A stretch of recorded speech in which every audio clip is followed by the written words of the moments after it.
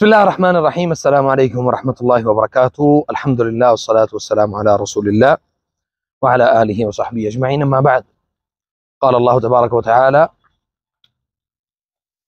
वलनब्लुवन्नकुम बिशैइन मिनल खौफि वल जू'i व नक़्सिम मिनल अमवालि वल अनफुसि वस्समराति व बश्शिरिस साबिरीन। और कुरान करीम में अल्लाह रब्बुल इज़्ज़त ने फरमाया है वला युफ्लिहुस साहिरु हैथु अता, वला युफ्लिहुस साहिर, जादूगर जो है वो कुछ भी लेके आ जाए वो फलाह नहीं पा सकते। अच्छा जी, अब आपको मौजू तो हमारा समझ में आ गया होगा यकीनन। अब मौजू क्या है उसकी डिटेल में जाने से पहले मैं आपको बता दूं कि मेरा चैनल ज़रूर सब्सक्राइब कर लें, बेल आइकन को भी दबा दें और बेहतरीन जो है ना वो वीडियोस को आप तक पहुंचाने के लिए हम कोशिश करते रहते हैं। अच्छा जी, अब यहाँ पे जो बड़ा ज़रूरी जो चीज़ थी वो ये थी कि अल्हम्दुलिल्लाह वो कहते हैं जी बड़ी देर कर दी मेहरबान आते आते। मेहरबान तो दुनिया में बहुत पैदा हुए हैं, लेकिन एक मेहरबान जो है ना वो ऐसा भी पैदा हुआ है कि जिसने खुशखबरी सुनाई, और अल्लाह के फजल से मैं इसके ऊपर बड़ा जो है ना वो अल्लाह का शुक्र भी अदा करता हूँ कि शायद इस मुल्क में एक जो ये कानून जो बना या अभी उसमें बिल पेश कर दिया गया, अल्लाह करे कि ये कानून जल्दी पास हो जाए, लेकिन उस कानून की ज़िद में सबसे ज़्यादा हमारे वो जो पार्लियामेंटेरियंस हैं और जो हुकूमती ओहदेदारान हैं वो भी बहुत जल्द आने वाले हैं। उसकी वजह यह है कि वो अपने ओहदे हासिल करने के लिए और अपनी कुर्सियाँ और ये सारी चीज़ें हासिल करने के लिए वो क्या करते हैं जी, सबसे पहला काम ये करेंगे कि किसी काले इल्म वाले के पास जाएंगे और उसको कहेंगे जी हाँ जी ये मेरा मैं मतलब फलां मनसब हासिल करना चाहता हूँ। अल्लाह और अल्लाह के रसूल पर तो ईमान सुभान अल्लाह वैसे ही इस उम्मत का जो है ना वो बिल्कुल बिल्कुल नापेद हो चुका है, ख़त्म हो चुका है, क्योंकि हमने जो है ना वो कर लिया है इनका जो यानी हमारा ईमान जो है ना वो इन लोगों के ऊपर आ गया है। अकीदा हमारा ख़राब, ईमान हमारा ख़राब, और इस पाकिस्तान के अंदर बल्कि हिंदुस्तान और पाकिस्तान और बांग्लादेश और इवन अब तो पूरी दुनिया में ये निज़ाम चल गया कि जी कोई काम ना हो रहा हो तो साइलेंट रिवेंज, खामोश इंतकाम लो और अगले बंदे का बेड़ा गर्क कर दो। तो खुशखबरी जो है ना वो ये है कि हमारी जो पार्लियामेंट है उसके अंदर एक बिल पेश कर दिया गया कि जो पहले भी बिल पेश किया गया था लेकिन इसके ऊपर कोई पेशरफ्त नहीं हुई, अब दोबारा पेश किया गया है। और यकीनन मैं समझता हूँ कि उस बंदे ने पेश किया होगा जो बहुत ज़्यादा इन चीज़ों का डसा हुआ होगा और जिसको इन चीज़ों से बड़ी तकलीफ हुई होगी। और यकीन करें कि इस चीज़ के अंदर सिर्फ वही लोग इसकी पहचान कर सकते हैं या इस तकलीफ़ का सिर्फ उन्हीं लोगों को एहसास हो सकता है कि जो उसमें मुब्तला रहे हैं कभी। वो बिल ये पेश किया गया है कि जो यानी उसकी ज़मानत नहीं होगी अगर कोई काला जादू करता हुआ पकड़ा जाता है। नंबर 2, कोई तावीज़ गंडा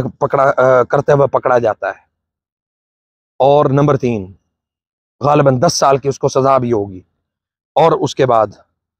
6 से 10 लाख रुपए जुर्माने का भी अंदिया जो है ना वो दिया गया है कि ये जुर्माना भी हो सकता है। और इस जुर्म की ये तो सज़ा इन्होंने बहुत छोटी बताई है, इस जुर्म की असल सज़ा जो है ना वो हज़रत उमर रज़ियल्लाहु ताला अन्हु ने फरमाया था कि हद्दुस साहिर ज़रबतु बिस्सैफ, जो साहिर की जादूगर की जो हद है ना वो गर्दन से उसकी तलवार को मार देना है। अब अल्हम्दुलिल्लाह सऊदी अरब में या गल्फ़ में दूसरे ममालिक के अंदर ख़ास तौर पे जहाँ पे अल्लाह के दीन को कुछ अहमियत दी जाती है, जहाँ पे कुछ समझा जाता है,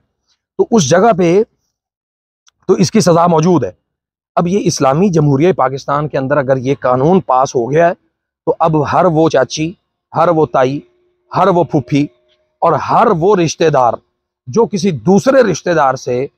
जो है ना वो इंतकाम लेने की बात कर रहा है, इंतकाम लेने का सोच रहा है ना, उसको ना कम अज़ कम अब ये सोच अपनी ख़त्म कर देनी चाहिए कि इस जुर्म की सज़ा जो है ना वो बहुत सख्त है। अल्लाह करे कि अभी तो थोड़ी सी सज़ा सख्त हो रही है, मैं ये उम्मीद करता हूँ कि ये सज़ा आहिस्ता आहिस्ता इसको आगे बढ़ाना चाहिए, इसको बड़ा यानी ये सज़ा थोड़ी सी रखी है, इस सज़ा का तय्युन जो है ना वो असल में गर्दन उतारना है। अब यहाँ पे तो सुभान अल्लाह, पाकिस्तान में तो आपको पता है कि हर गली, हर मोहल्ले, हर कूचे के अंदर वो तावीज़ गंडे करने वाले मिल जाएंगे, जादू करने वाले मिल जाएंगे। और फिर यानी इस हवाले से बहुत सारी चीज़ें इस तरह की मौजूद हैं कि हम अगर किसी के ऊपर बात करें तो सबसे पहले जो है ना वो लगता है आपके ऊपर गुस्ताखी का ठप्पा। आपको ये कहा जाता है कि आप औलिया इकराम के गुस्ताख हो, आप हमारे पीरों और फ़कीरों के गुस्ताख हो, आपको किसने हक दिया कि आप इसको सही कहो और या आप इसको गलत कहो। हाँ जी, मैं बताता हूँ कि हमें किसने कहा है। हमें बताया है मुहम्मद रसूलुल्लाह सल्लल्लाहु अलैहि वसल्लम ने कि जो कुरान और हदीस हमारे पास मौजूद है उसमें आपकी ज़िंदगी का हर किस्म का उतार चढ़ाव, हर किस्म का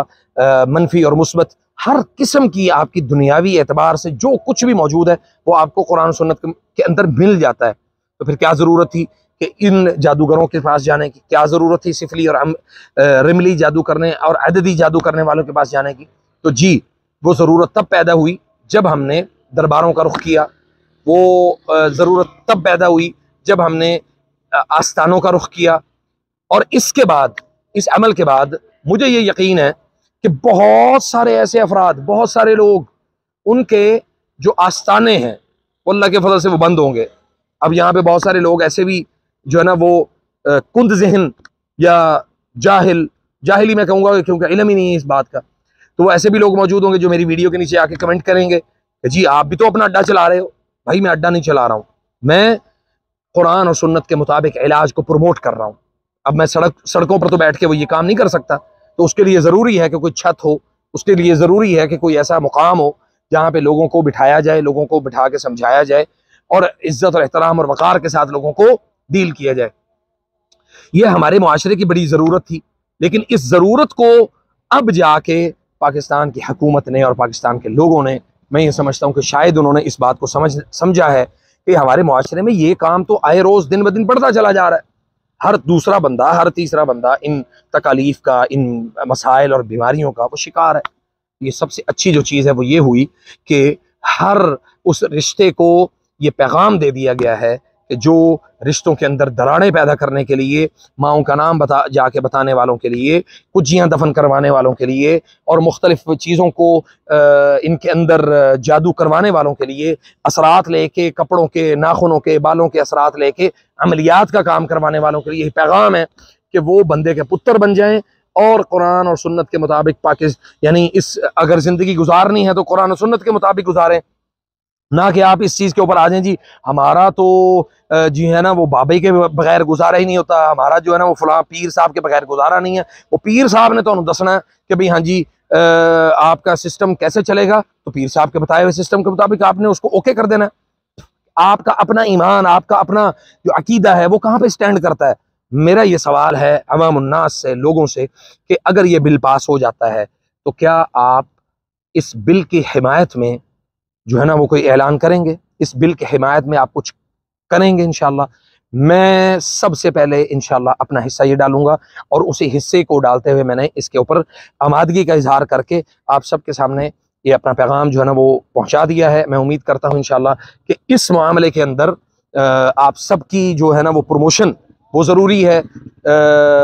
और नसीहत है हर उस शख्स के लिए जो हमारी ये वीडियो देख रहा है कि इसको लोगों तक पहुँचाएँ और लोगों को ये समझाया और बताया जाए कि कुरान और सुन्नत के मुताबिक अपनी ज़िंदगियों में अपनी ज़िंदगियों को गुजारें, ना कि आप जादू, तावीज़ और गंडों के ज़रिए से अपनी ज़िंदगियों का जो है ना वो अपनी ज़िंदगियों के फ़ैसले करें। फ़जज़ाकुमुल्लाहु खैर। अस्सलामु अलैकुम व रहमतुल्लाहि व बरकातहू।